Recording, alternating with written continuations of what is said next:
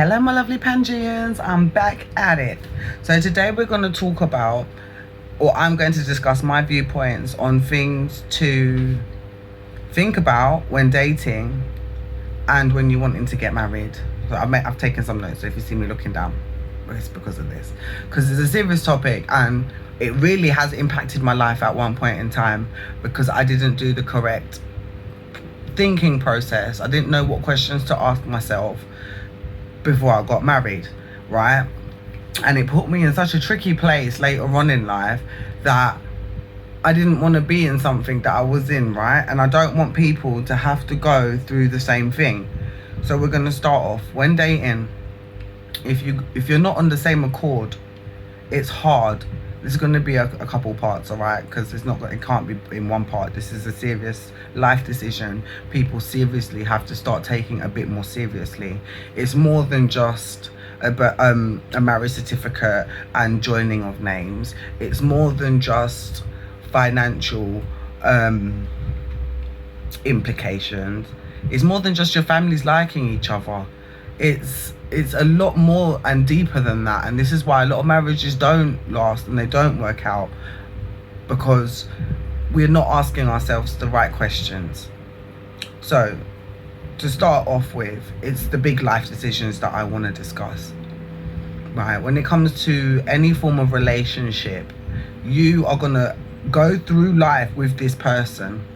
You're going to go through big life changes and decisions, and you have to know that they're going to be by your side. They're not going to judge you, they're not going to belittle you, they're not going to demean you or deter you from where you need to go in life, because you're all trying to make life work. Do you see what I mean? So now it comes to things like what college you're going to go if you started dating from young. What unis? Are you going to go to the same unis? Are you going to be able to have the distance in the relationships and still make it work? What's it going to be like when we're rearing children? What's it going to be like if one of us gets sick? Now, my biggest thing is I know that I will, for my husband, like, say if we've been in a relationship, we've got married, he's got into a car crash and he's lost a leg or he's lost an arm or he's lost full functions, I'm going to be there. No turning off life support. God has a miracle. God has a way sometimes for the right people that treasure his spirit. Do you understand? So there's things that, and prayers and dedication, and that means being in a hospital night after night. That means looking after the children solely. And that's another thing. If you're not able to be a parent on your own, right? This lesson was the best lesson I ever got taught, and it was by a friend's friend, right? When I was like maybe 17, 18, 19 years old. The lady said to me, I may have my partner, but if he happened to die today, I would have to raise these children by myself. So we have to know that even if we're in love and deep in marriage, we have to know that maybe one day you might have to do that by yourself.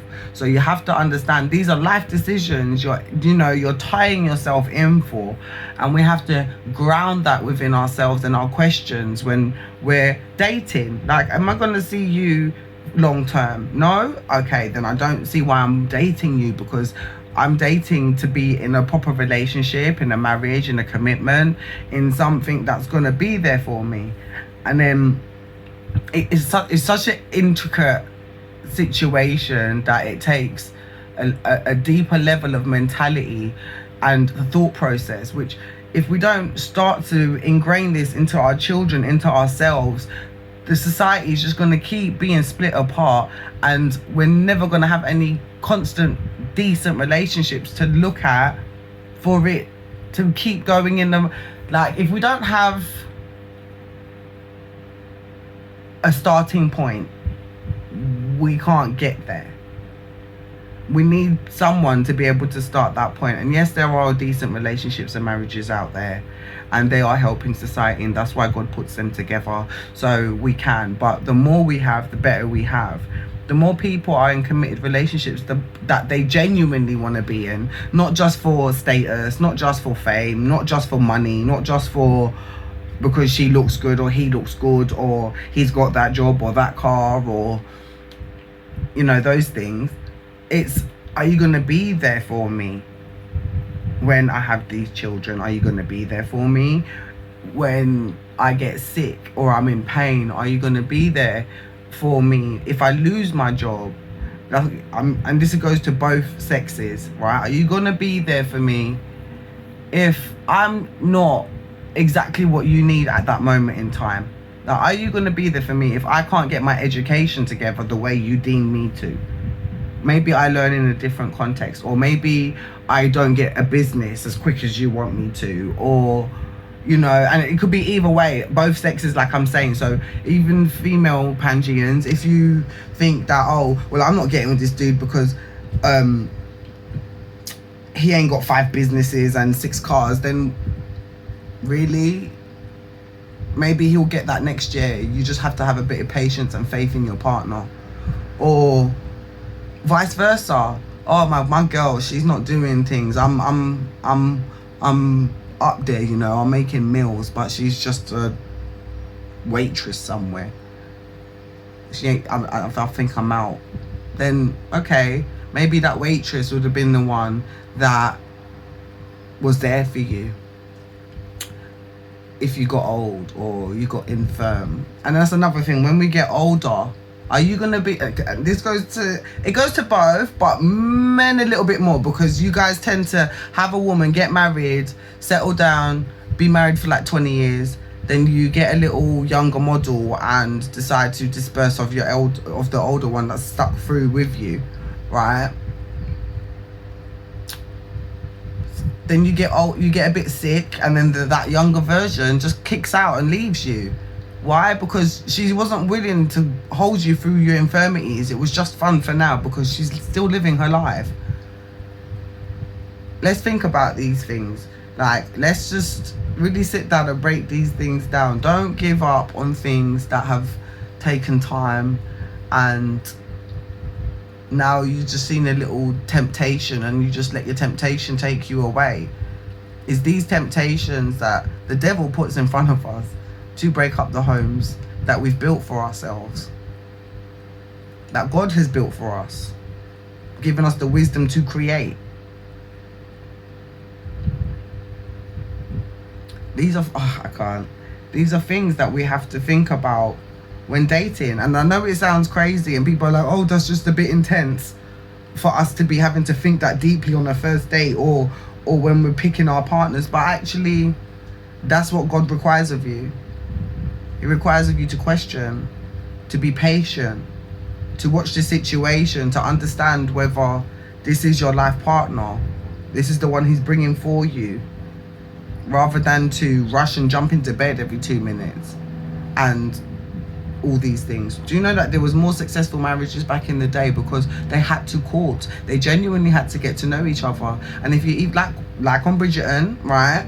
If you even were seen in public, privately, with no one knowing, then now you're a harlot. These are the things that we have to start implementing, because I don't mean so drastically, but I mean have a little bit of that kind of thought process, because we all want someone that is going to be there individually just for us, no matter what we go through. And that means we now have to be that person to someone else. Do unto others as you be done unto. And we have to be forgiving and understanding and compassionate. Not to be taken advantage of, not to be walked all over. But if you don't have these qualities, then you can't have the qualities that it takes for a relationship to last. And you have to nurture these things and build them. Hatred doesn't get you there, but love does. Kindness does. Caring does. Thought does. I'm slowly getting my cogs working again. I've been stagnated for so long. And in that context, when it comes to relationships, and I want others to understand these things, because I'm not gonna just run and jump into a relationship because I'm single and I'm at a certain age I'm not gonna just go into things blindly anymore, because if I'm picking someone, even just today, I'm at a stage where I would expect it eventually, maybe even if it's 5 years from now, to end up in marriage. So I wouldn't want to waste my time keep jumping from this person to that person if we can't even hold these type of conversations from the get-go. It doesn't mean that we have to implement it straight away. It just means that we have to have the same mental processes on certain circumstances. And if you find that too probing and too intrusive, then I guess you're just not ready for those deeper conversations. And that's okay, because everyone has to take their times. I wasn't ready for a very long time, and now I'm ready. You know, when you talk to married people, you see a lot that they can have a deep conversation, and it's not a trigger, it's not a aggravation, it's something to open up your thought processes on. And I want to start opening up these processes to the people that I know or that listen or are here to hear me out. Because at the end of the day, we have to teach each other our life lessons. We shouldn't have to make other people go through the life lesson before they have to feel and understand the situation and what needs to be learned. Each one teach one, rather than each one beat one. It's like you're just beating each other down by not helping each other, which is keeping up this process, making the world a darker and darker place, no matter how sunny it is. Because internally we're just not asking ourselves the right things, and we're not doing the right things, because we're all just trying to run away from the feelings or thought processes that we're supposed to be going through.